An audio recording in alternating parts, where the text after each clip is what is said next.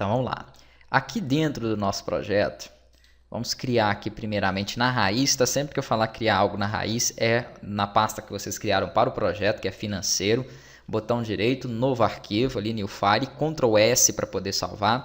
E a primeira página nós temos que dar o nome de index.php, que é a página que vai ser carregada inicialmente pelo servidor. Aqui vai ficar a tela de autenticação do login.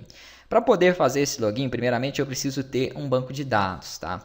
Com o champ iniciado, vocês vão digitar aqui, ó, localhost, tá, enter. Ele tem que mostrar uma tela do dashboard, tá? Aqui então você vai colocar localhost /php my-admin de administrador.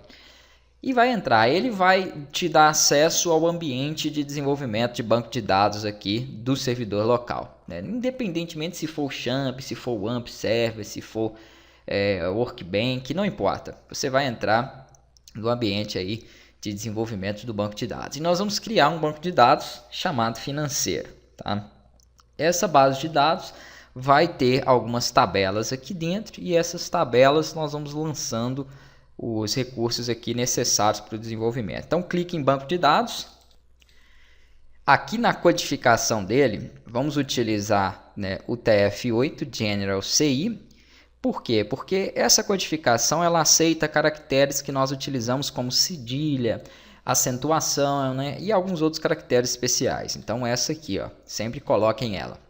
E aqui então eu vou digitar financeiro e pedir para criar o banco de dados. A primeira tabela que eu vou fazer nele, para poder então aqui gerar uma tabela, né? Você pode entrar no banco de dados clicando sobre ele, ele já está nele, tá vendo? Aqui em cima ele mostra e aqui ele mostra a opção de criar uma tabela. Então eu vou criar uma tabela chamada usuários, tá?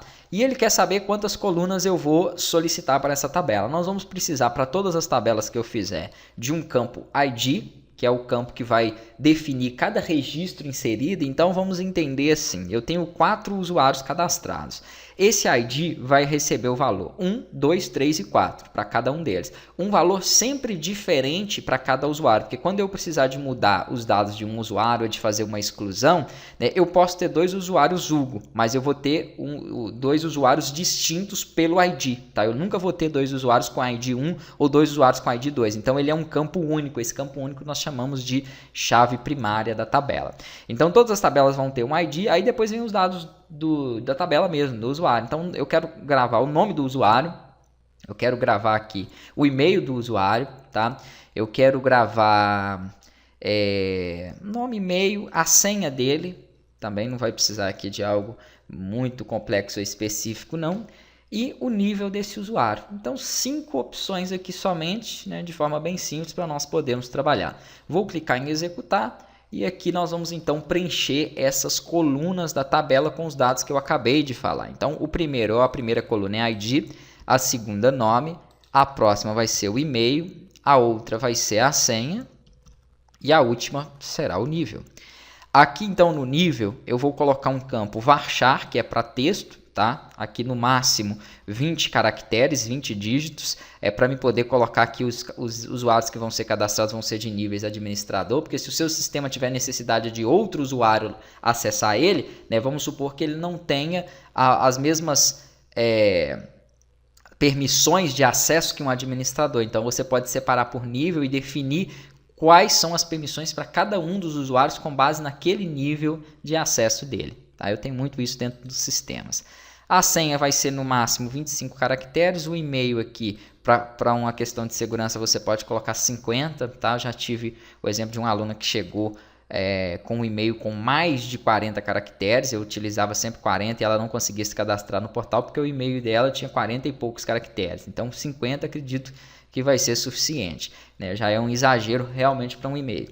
Aqui o nome também vou colocar 50, todos esses são campo de texto, só o ID que é um campo inteiro. E esse campo ID eu tenho que marcar para ele essa opção aqui, ó, de auto-incremente, para acontecer aquilo que eu falei. Tá? O primeiro que eu cadastrar, perceba que aqui ele já colocou primary, falando que ele vai ser a chave primária da tabela.